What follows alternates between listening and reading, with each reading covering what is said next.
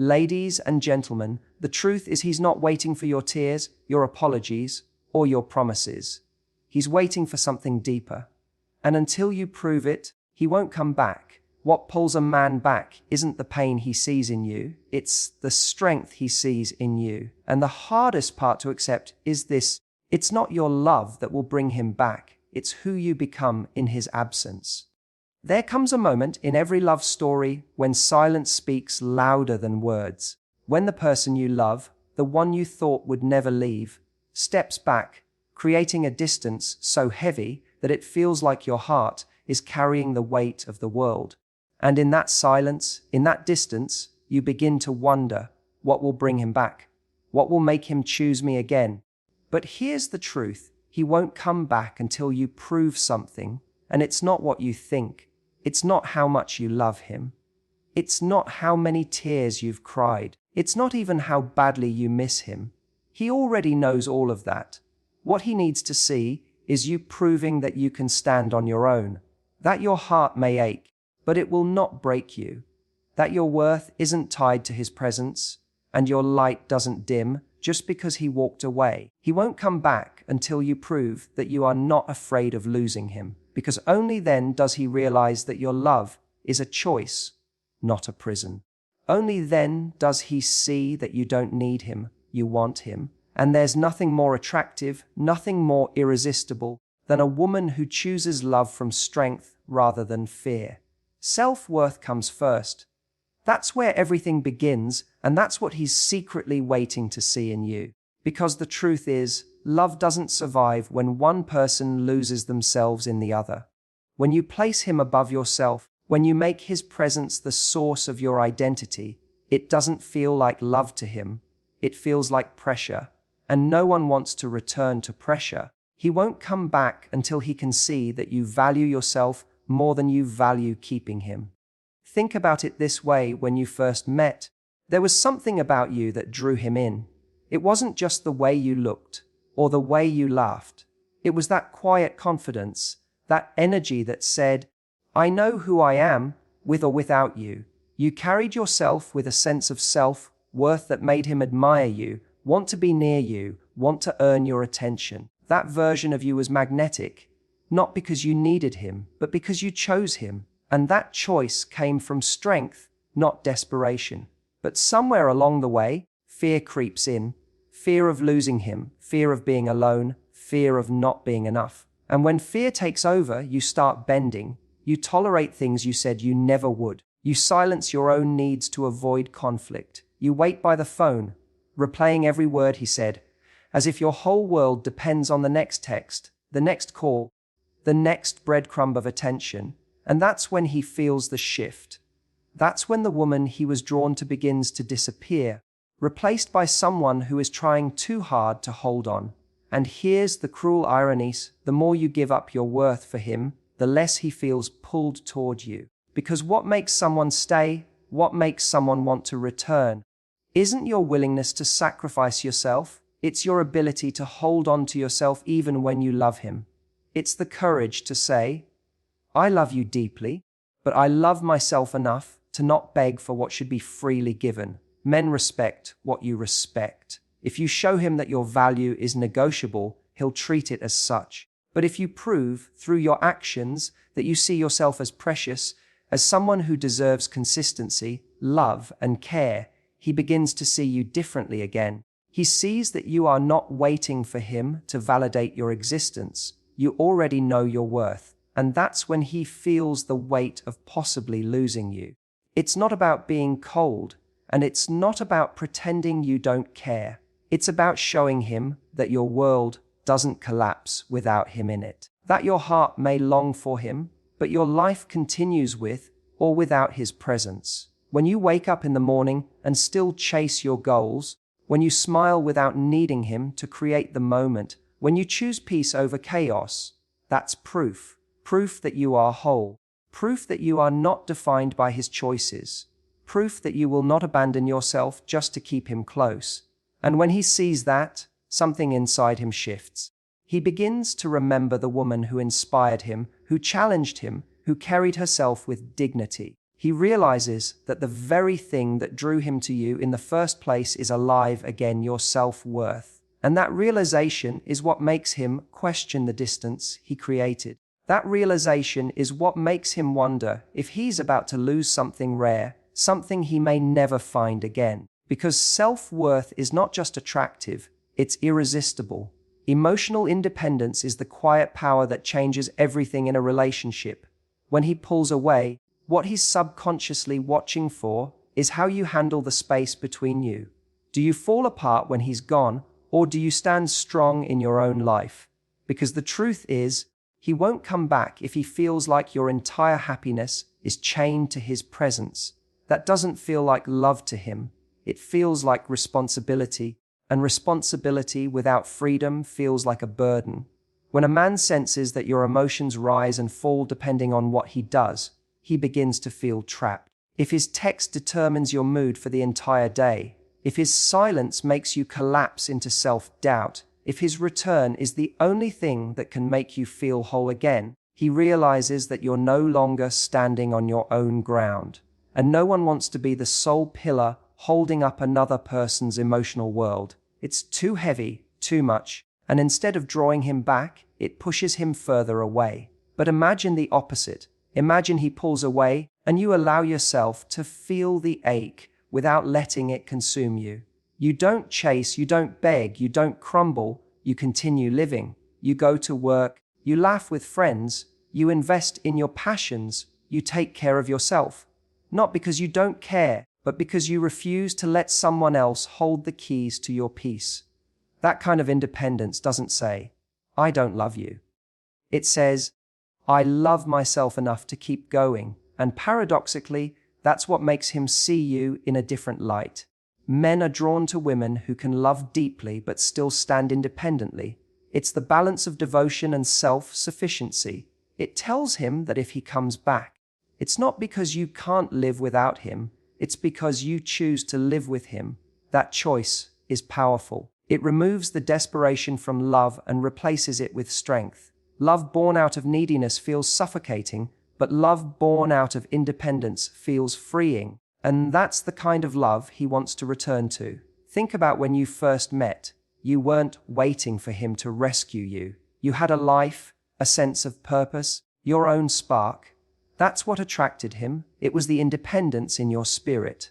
But when that independence fades and he becomes the oxygen you breathe, he doesn't feel inspired, he feels pressured. And pressure makes people retreat. Emotional independence means you can miss him and still not lose yourself. You can want him without chasing him. You can love him without abandoning your own needs. It means you are whole and he is an addition to your wholeness, not the completion of it. That energy shifts everything. When he sees you continuing to thrive even in his absence, when he notices that your world doesn't collapse just because he stepped back, he begins to respect you again. He sees strength where he might have expected weakness. And respect is the root of desire. He won't come back until you prove this truth that you can stand emotionally on your own 2 feet. That his presence enriches your life but doesn't define it. That your heart is open to him but not enslaved by him. When he feels that your joy, your confidence, and your identity are intact regardless of his choices, that's when he feels safe to return. Not because he pities you, but because he admires you. Because emotional independence tells him that your love is not a chain, it's an invitation. And that invitation is far too powerful for him to resist. Boundaries are not walls that keep love out. They are the lines that protect your dignity while allowing love to stay alive. When someone pulls away, the most powerful thing you can show isn't how much you want them back. It's how much you refuse to let yourself be treated in ways that diminish you. Boundaries are the silent language of self-respect, and they speak louder than any confession of love. He won't come back until he feels that you have drawn those lines clearly, because without them, love loses its depth and meaning. When you allow someone to drift in and out of your life without consistency, when you accept silence instead of clarity, when you let excuses replace accountability, what you're teaching him is that your love doesn't require effort. And the painful truth is this: People rarely value what comes too cheaply. Love without boundaries feels endless, but in reality, it drains you. You find yourself giving, forgiving, tolerating, hoping. And all the while, he is learning that he doesn't need to rise to meet your needs. Why would he if you've proven that your heart will accept less than it deserves? Think back to the beginning when he pursued you. He didn't just fall for your smile or your presence. He was drawn to the way you carried yourself, the way you made it clear, without even saying a word, that you had standards. He wanted to win you over because he sensed that you would not give your heart to someone who didn't show up. That unspoken boundary made you magnetic. But over time, if those standards fade and you begin to allow inconsistency just to keep him near, you unknowingly remove the very thing that once kept his respect intact. Boundaries are not ultimatums, and they are not punishment. They are proof that you know your value, saying no to disrespect, refusing to chase silence, not allowing yourself to be an option when you deserve to be a priority. These are the ways you show him that your love comes with honor. And paradoxically, it is that strength that makes love worth coming back to. Because when a man knows you will not tolerate being taken for granted, he sees that your love isn't just affection, it's a gift he has to cherish or risk losing forever. There is a part of him, even if he doesn't say it, that is testing whether your boundaries are real. He may push, he may pull, he may withdraw, just to see how you respond. If every time he disappears you welcome him back without question, without pause, without even a conversation about how it made you feel, then the message is clear. He can walk in and out without consequence. But if he sees that you pause, that you step back, that you let your silence speak where words are not respected, then he feels something powerful. He feels that being in your life is a privilege, not a guarantee.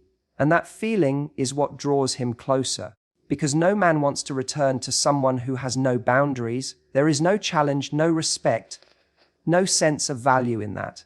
But when he sees that your boundaries are firm, that you can love him while still demanding respect, he is reminded of the woman who first captured his heart, the woman who didn't beg, who didn't tolerate half love, who held her head high. That's the woman he feels compelled to come back to, not because she chased him, but because she proved that her love is strong enough to honor herself first. Confidence in absence is one of the most powerful signals you can ever send in love. When he pulls away, the instinctive reaction is to chase, to reach out, to try to close the gap before it grows too wide. But what truly shifts his perception isn't how hard you fight to hold on, it's how gracefully you stand when he steps back. He won't come back until he feels that your strength is not dependent on his constant presence, that your confidence doesn't shatter just because he is no longer within arm's reach. Absence creates a stage where your true energy reveals itself. Do you crumble, obsess, and lose yourself, or do you remain grounded, focused, and radiant even when he isn't there? The way you carry yourself in the silence is often louder than any words you could send. When you radiate stability and calm, when you continue to move through your life with grace, it sends him a clear message. I want you here, but I don't need you here to stand tall. That kind of confidence is magnetic because it's rare. Many people think love is about constant reassurance, constant togetherness, constant affirmation. But real attraction lives in the space where two people can breathe, where two people can be apart without losing the essence of who they are. When he senses that your confidence survives the distance, that your identity doesn't dissolve in his absence, he begins to feel a pull back toward you. Because men aren't drawn to need, they're drawn to strength wrapped in vulnerability. The combination of, I love you, but I'm still whole without you, is what creates the kind of dynamic that lasts. Think about it. When you first met, he didn't fall in love with someone who clung desperately to him. He was intrigued by your confidence, the way you carried yourself, the way your presence lit up a room without needing validation. That independence was part of your allure. But when someone pulls away and you lose that confidence, when you start doubting yourself, questioning your worth, chasing answers you can't force, you lose the very thing that once captivated him. And without realizing it, your fear of losing him becomes the reason he stays away. Confidence in absence doesn't mean pretending you don't care. It doesn't mean shutting down your heart or building walls. It means you can care, you can love, you can even miss him deeply. But you don't let that longing erase your center. You still wake up and pursue your goals. You still laugh, still find beauty in your life, still radiate the energy that makes you uniquely you. It's a quiet but powerful statement, I am still me, even if you are not here. And that is what makes him respect you again.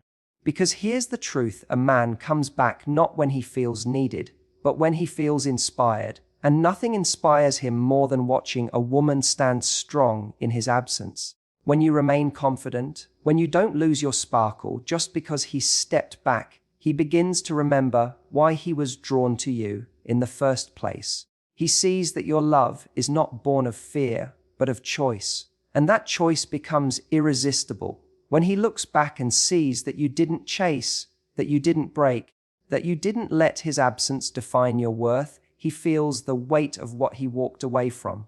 That strength, that calm confidence, becomes the silent force that pulls him back, not because you begged him to return, but because you proved you could stand without him.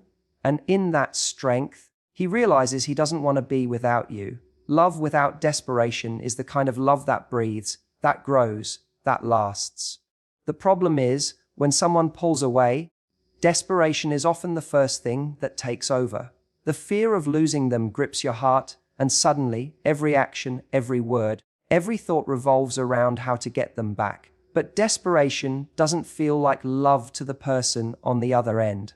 It feels like pressure, it feels like control, and it makes them run further. What pulls them back is when they sense that your love is real, but never desperate. Desperation shows up in subtle ways. It's in the constant texts, the late night calls, the endless need for reassurance. It's in the way you adjust your boundaries to accommodate their absence, the way you silence your pain just to keep them near.